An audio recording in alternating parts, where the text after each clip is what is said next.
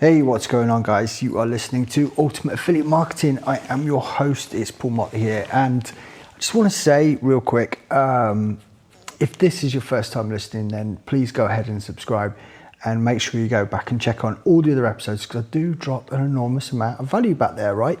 But also to share with you a couple of wins. Not totally self-serving here, but I mean, yesterday I had like over 500 downloads of the podcast, which was incredible. So if you were one of those listeners, I do appreciate you. Thank you so much. Which means over the last like 3 days or so, there's been over 1,000 downloads, which is awesome. But I want to talk to you about why we have landing pages, and also sort of like the secrets to a high converting landing page as well. So the reason why we have landing pages is because we want people to take a specific action. In the most part, as affiliate marketers, it may be a bridge towards an affiliate offer, but we also want to get them on our email list so that we can provide value and eventually share some offers with them, right? So having a landing page and having a high converting landing page is super important, right? So what are the key things which go into it? Well, in my mind, the landing page just has really one function. You want someone to take very specific action and then bounce off to another page. So you want almost them to bounce in and bounce off, okay? Right, so the more complicated you make your landing pages, the more time people are actually going to spend on your landing page, which isn't necessarily a good thing, because the more time they spend on there, the more chance they have of being interrupted or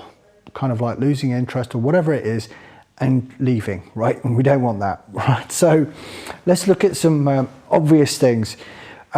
We want to have a good headline. Now, if you're using any kind of traffic, whether it's paid or organic, you have managed to hook people enough to click a link to get them to your landing page. So you want your headline to echo exactly the reason why they clicked, right? So that's the big bold promise that you put right at the top there. And also, of course, there's no harm in having a sub-headline which will describe probably one of the benefits of taking action if they do. We're going to need some form of button or an opt-in form or something like that. But the key thing there is to make sure that all of that is above the fold. And when we say above the fold, it just means that they don't have to scroll down on the computer to get to see it.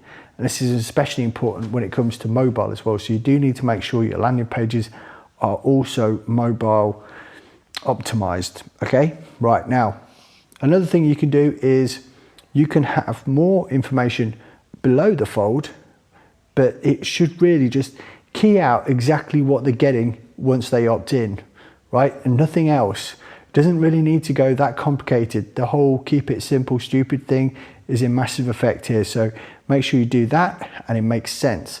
Some people will have like a headshot, just so that you've got some sort of identification there, but you can also use a background as well. So if you can take a picture of yourself or the product that you're promoting maybe, and have that as a background picture, but try and fade it out. Now, what I normally like to do is I use Canva to make a background image the same sort of size as a screen, right? So like if you think you've got like an aspect ratio of 16:9 on your TV or something like that, that's the kind of thing that you want. Or your monitor, that's the sort of size that you want, because when it scales down, it's going to look good on computer, right? So get an image and then use Canva to actually put a block over the top of it. Turn the block color into like, it's just in the shapes menu, right? So it might be a square or whatever it is, rectangle, it doesn't matter, because you can stretch it out over the entire image, which effectively then, you know, you can't see your picture anymore.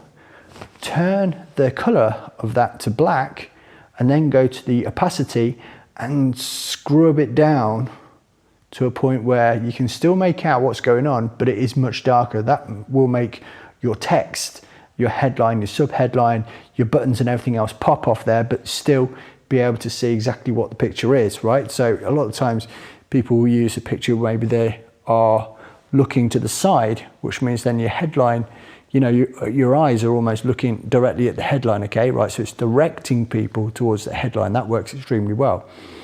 Another headshot that you could just use, so you could use a plain background, but use a headshot, always look like it's, you know, something very productive or enticing or exciting, or an achievement of some sort, then big smiles, that sort of thing always works wonders. But make sure that you are going over again, just below the fold, what people are going to learn, so that the people that do need to scroll down for a bit more information have got bullet points there, so it makes it more sense for them to go ahead and click. Include another button down there as well, so don't just have one button at the top, have another one that's below the fold as well, so once they've read exactly what they're going to get, go for it. Excellent, good stuff. One other thing that I think is worth mentioning is, and it goes back to one of our other points as well, is whether or not to have a video on a landing page. Now, I've used this before, having videos. Sometimes it works, sometimes it doesn't, but generally the idea is that we want people to get on and get off the page, okay? We want them to take an action.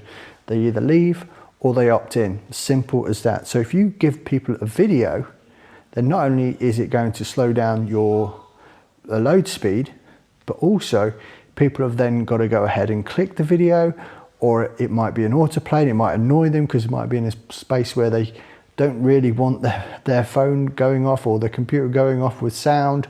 Maybe they should be at work or doing something at the time, right? So, but not only that as well, you are forcing people to sit on the site for longer. And again, this is the opportunity that they might get to leave the page. They might get bored, they might be really busy and just wanted to opt in straight away so they could get something real quick, or they might get interrupted. The doorbell might go, the dog might bark, or need its attention, the kids or parents, depending on the age range of your prospect there. So if you can, try not to do video, right?